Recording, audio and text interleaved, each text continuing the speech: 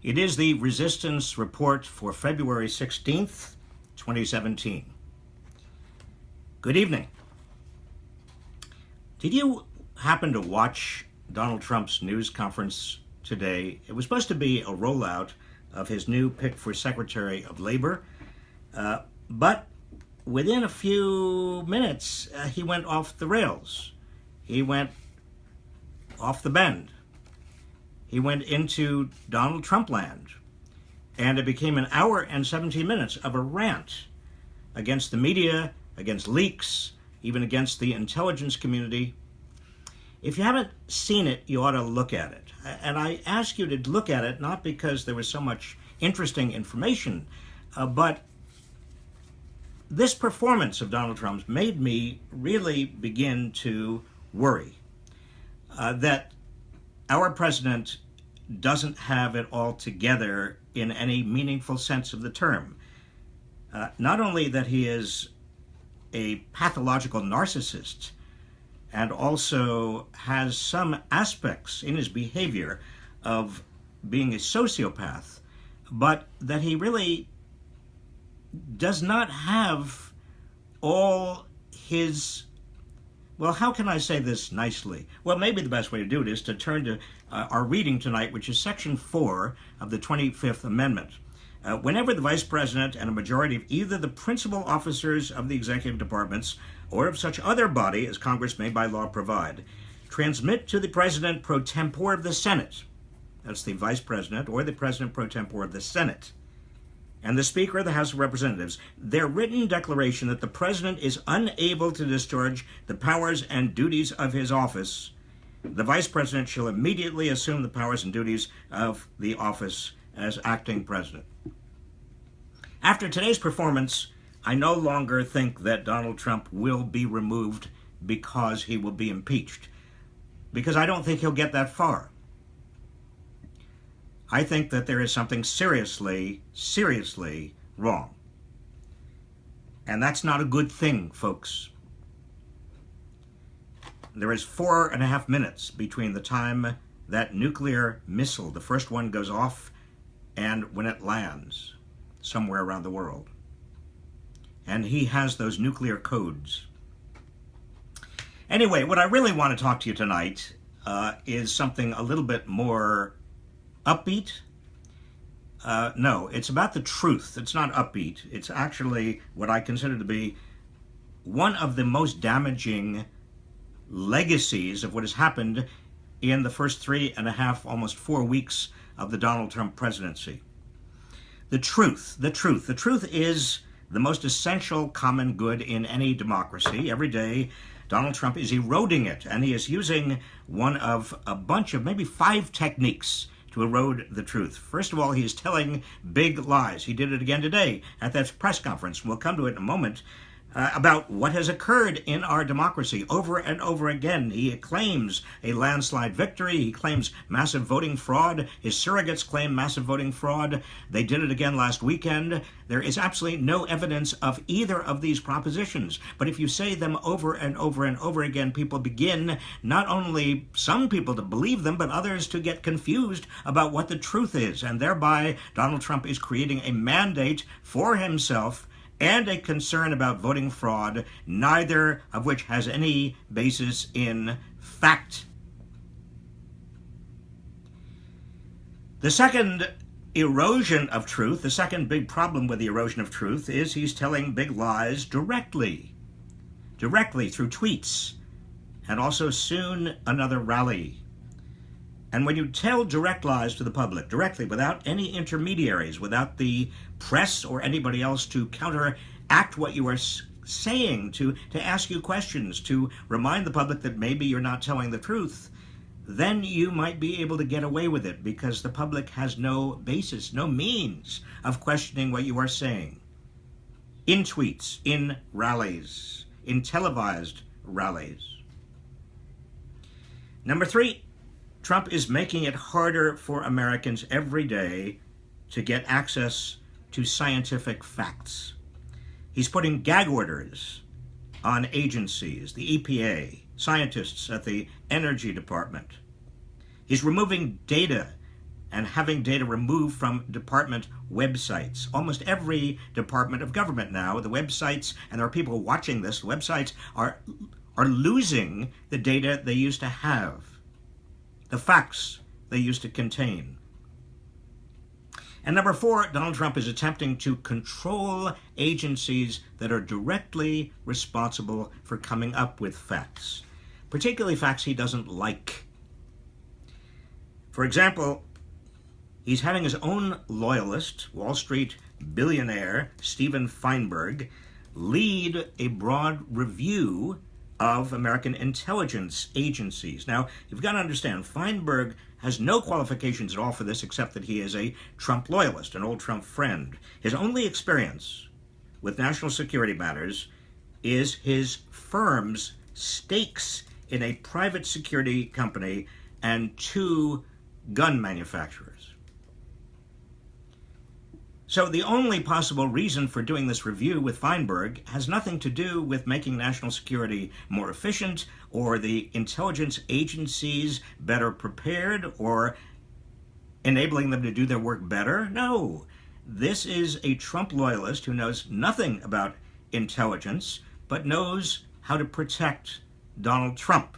That's what this review is all about, protecting Trump, protecting him from facts that he doesn't want, protecting him from the possible leakage of facts that he doesn't want emanating from the intelligence agencies at all. In other words, this is all about curtailing the independence and the integrity of the intelligence agencies with regard to all sorts of matters where the intelligence agencies have already said in one way or another that they disagree with Trump's conclusions, with Trump's ideas of what the facts are. And this includes, number 1, Iran, and the Iran nuclear deal. Trump is very much against it. The intelligence agencies are providing information suggesting that actually it is having an effect. Donald Trump doesn't want to hear that, and so he doesn't want that information. Or number 2, the utility of NATO. Well, the intelligence agencies apparently keep on coming up with information showing that NATO is very important. Donald Trump doesn't want to hear that because he wants to erode, undermine, get rid of, maybe, NATO. How best to deal with Islamic militancy? Well, Donald Trump doesn't believe the intelligence agencies are correct. He wants to just have Muslim bans and create the impression in the Muslim world that the United States is against Islam. Well, the intelligence agencies are keeping and continuing to say that is the wrong approach. That's going to endanger the United States. Donald Trump doesn't want to hear that. So part of his review of the intelligence agencies is likely to be to prevent that kind of information from surfacing. And then we come to Vladimir Putin. Now, what do you think the intelligence agencies are telling Donald Trump that he doesn't want them to even investigate or know about? Well, this isn't too difficult, is it? Because they have found and are on the trail to finding even more data, information, intelligence about communications between Donald Trump or his aides during the campaign and after the campaign and Russian operatives. The trail is coming closer and closer to Donald Trump, obviously. He wants that trail stopped. That's what this review of the intelligence agencies is all about. So not only can they not leak information, but they can't even get information. Meanwhile, number 5, how is Donald Trump dealing with truth? How is he undermining truth? His 5th technique is to berate the media and undermine public confidence in the media's reliability. You see, if he can do that, then where do we go? Where do we go for truth? Then it's more likely that we'll just believe whatever Donald Trump has to say. Now, that gets me back to the press conference today. Now, it was, as I said, supposed to be a chance for him to introduce his new pick for labor secretary, but he railed at 1 hour and 17 minutes, blasting the dishonesty, the out of control. He called them out of control media. He is out of control. He called them the out of control media, accusing reporters of distorting facts in order to help, quote, special interests, unquote. Now think about that for a minute. He's accusing the media of distorting facts, of not being truthful with the American public in order to satisfy special interests. Who are these special interests, by the way, the media is supposed to be kowtowing to? Now, we know special interests in Washington, and we have a good reason to believe that Donald Trump is quite close to some special interests, including Wall Street and big corporations and their executives, a lot of very wealthy people, a lot of people who are investing in Trump properties, and maybe even a special interest called Putin's Russia. But what exactly is the special interest that the media are supposedly acting on behalf of? He doesn't say. Probably not the rich. Maybe Donald Trump is referring to, could it be blacks and Latinos and Mexicans and Muslims and immigrants and Jews and the kind of people who inhabit places that Donald Trump said the media inhabits, places like New York, Los Angeles, Washington? There are no special interests. And by the way, what is the media's motive for being dishonest, Mr. Trump? What do you think the media is doing? Why is it doing it? He says, and I'm going to quote, "The media is trying to attack our administration because they know we are following through on pledges we made, and they're not happy about it for whatever reason." Well, Donald Trump continues to confuse, or he wants to confuse the public in terms of truthful reporting and media dishonesty. That is, he wants the public to believe that reporting about the chaotic consequences of his Muslim ban, the firing of his national security director, Michael Flynn, the contacts between his aides and Russia and Putin during and after the campaign, that his lies about voter fraud and so forth, that the media is actually the one who's telling the lies, that these actually are truthful, all of them, and the media is making them out to seem that they are bad somehow. Well, let me suggest to you that Donald Trump may be the culprit here, and that the media may be reporting on what he is doing to our benefit. Another big lie during that press conference, Donald Trump said, "I turn on the TV and open the newspaper and see stories of chaos. Chaos! Yet it's the exact opposite. This administration is running like a fine-tuned machine." A fine-tuned machine? With your national security advisor fired?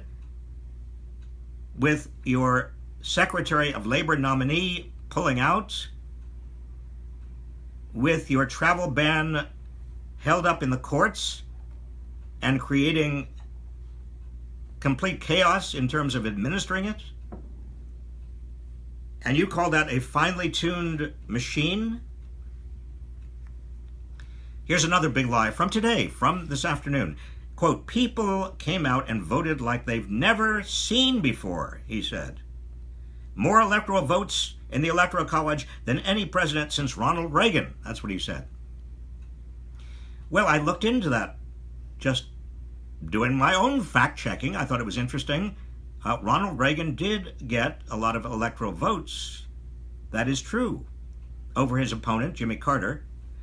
But it turns out that every president since Ronald Reagan, except George H.W. Bush, that is, Ronald Reagan. In other words, the point that Trump was making, that he got more electoral votes than any president since Ronald Reagan, was a lie.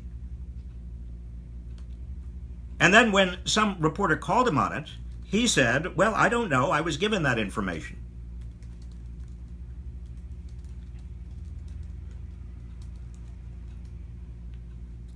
Now, I mentioned before, another way that he is undermining the truth is trying to seek ways to connect directly with the public without any intermediaries so that he can tell big lies unopposed. Well, he will hold his first rally since becoming president this Saturday in Melbourne, Florida. Sean Spicer was asked about it. He didn't seem to have very much information. He said, "It's being run by the campaign."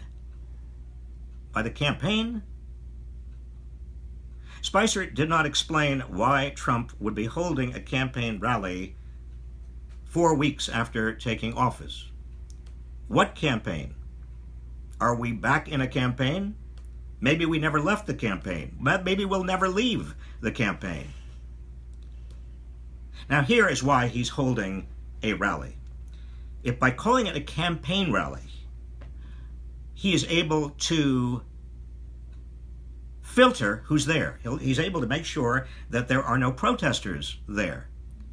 He can do the same thing he did when he was on his own campaign trail, and that is make sure that anybody who is in any way not enthusiastically pro-Trump doesn't get in to the rally. And then he's got TV cameras, and he'll say things, and it will look to the public as if he has nothing but extraordinarily enthusiastic support. In other words, he is creating, by calling it a campaign rally, he is creating his own show. That has nothing to do with reality. That's another lie. But it will come across as if he is nothing but a hero to everybody.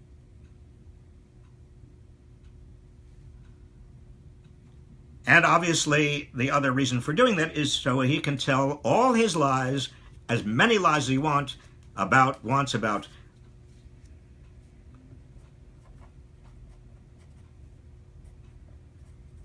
a record turnout at his inauguration, a landslide victory in terms of votes, a record for the Electoral College, a massive voting fraud, and he can go on, and people will yell and scream, and then he'll talk about the dishonest press, and they will clap, and they'll applaud, and they'll yell, and they'll scream, and the public watching this on television will get the impression, again, another big lie, will get the impression that Americans really do believe this rubbish.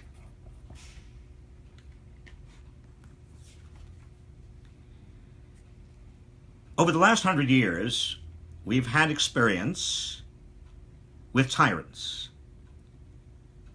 There is a very sad history over the last 100 years, mostly in Europe and Japan, of what happens when a country actually is taken over, when truth disappears.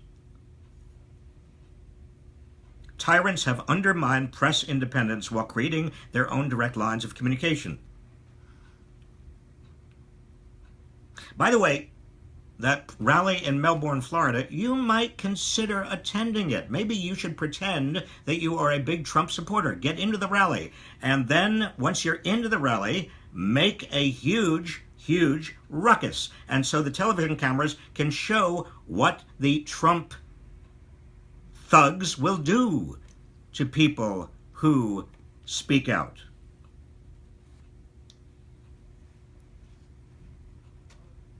The truth is the most essential common good in any democracy. We must protect it. We must protect it even from Donald Trump, especially from Donald Trump. So I will now take your questions. This is from Beth Fenwick. Do you think Bannon will send violent counter-protesters to Trump's weekend rally? Well, Beth, that's an interesting question. If you are really conspiratorially minded, you might think that Bannon would certainly send violent counter-protesters. Let's talk about whether they are counter-protesters and whether they are violent to the rally. I perhaps am not yet that cynical. I hope I'm right and you're wrong. This is from Nick Tai West. Why is the Republican Party allowed to investigate itself? Why do they have the power to say no to investigating the Russian ties when they're the ones being investigated? Well, that is a central question right now. There ought to be a select congressional committee made up half Republicans, half Democrats, with the power to hire an independent special prosecutor, and let's make this investigation a real investigation. Right now, the Senate Intelligence Committee is under the control of Republicans. So even though they say they're investigating these ties and connections and contacts between Trump, or at least Trump's people, before and after the election, and Soviet Russian operatives. How can we be sure they're doing that? We can't. They obviously don't want Republicans and the Republican Party to suffer. Same thing with the FBI. I wish Comey could be counted on, but can we really count on him as FBI director, particularly when you have Jeff Sessions as Attorney General looking over his shoulder? That's why we need a select committee. We need an independent special prosecutor. We need Democrats to have as much power over this as Republicans. Deborah Barry, are there no limits on spending taxpayer dollars to support Trump's lavish lifestyle? Well, Deborah, apparently there are not, in the sense that the Secret Service has got to be there protecting him and his family. As long as part of his family remains in New York, the Secret Service is going to be there in New York, spending millions and millions of your dollars and my dollars. And they're also going to be protecting his sons and Ivanka when they are out doing Trump Organization business. And that's going to cost us millions and millions of dollars more. I think that there ought to be a law. Congress could pass a law tomorrow saying that as long as a president does not put his assets into a blind trust, then the money taxpayers spend trying to protect his family operating his business should be not on taxpayers. That should all be reimbursed to taxpayers by that president and by that business. Carolyn Lansdale Flynn, I don't understand Trump calling them illegal leaks. Certainly no classified information has been released, right?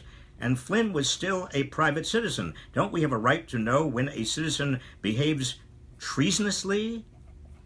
Well, Carolyn, when Trump calls them illegal leaks, what he's really talking about is that the intelligence agencies should not have leaked them, this information, to the media. He says that's illegal because that's information about potential illegality. As you said, even potential treasonous behavior. It's also information about what the Russians and Russian operatives are doing. And the irony, of course, is that Trump is saying it's all illegal leaks. But what makes them illegal leaks is the premise that the actions themselves are illegal and potentially traitorous.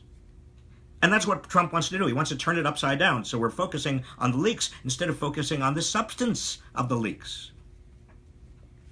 Katrina Shelty, do you know where the emoluments clause lawsuit is in the process? Katrina, it's still getting off the ground. There is a lawsuit, and it is a lawsuit that says essentially that Donald Trump is violating the emoluments clause by holding all of these businesses and profiting from all of these businesses and raking in money, as, for example, foreign governments stay at the Trump International Hotel. That is still in its beginning stages, and there is an issue of who has standing to bring that kind of lawsuit. Jackie Newman, if Trump gets impeached and Pence gets sworn in, will he have the same inept cabinet members, or does he pick his own?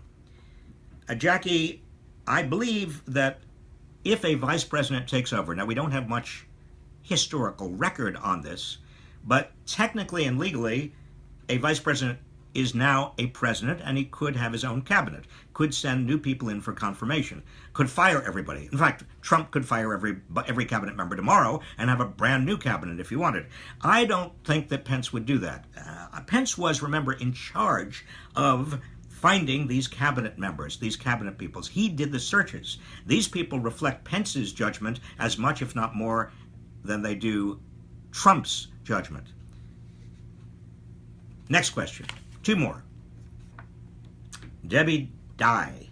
Can laws be put in place so that people cannot pay to be appointed to office, such as Betsy DeVos?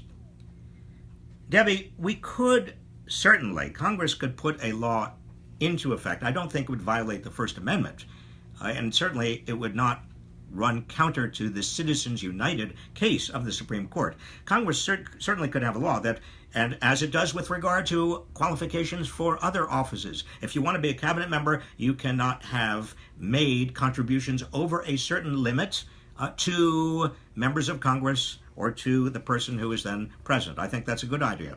Why buy your way? Why allow that kind of palpable, obvious corruption of our entire system? Why allow individuals to buy their way, not just into cabinet appointments, but also into ambassadorships, which is the traditional way that presidents reward big money big financiers. This is the last question. J. Arnold Jackson, you've discussed that you'd go into impeachment details. When will you do this? Well, I'll do it next week, or I'll do it tomorrow, whenever you want to do it. No time tonight, though. Let me just say again, this is not a normal president. It's not a normal time. And if today's press conference does not convince you that we've got to not only fight Donald Trump, urge Congress to use the 25th Amendment or to impeach him, actively fight and urge and push members of Congress to get some backbone against Donald Trump. If today's press conference doesn't convince you of all that, it may at least convince you that we are not dealing with a normal president. This is not a matter of left versus right, Democrat versus Republican. This should not be considered a partisan issue. And every time I talk with Republicans, and I do talk with Republicans quite a lot, who tell me they are scared, they are worried about Donald Trump, my reaction to them is, why don't you go public? Certainly, if you are a Republican office holder, go public. And what they say back to me is, oh no, I can't do that because I'd be excluded. I'd be shunned by other Republicans. Well, at some point, I don't think in the far distant future, Republicans are going to realize that the emperor has no clothes and that it is perfectly permissible, if not honorable, for Republicans to say publicly what they've been saying privately to one another, and even to somebody like me, and that is that Donald Trump is dangerous. He's off the rails. He's not normal. And we, as a society, as a nation, we are in danger as long as he continues to be president.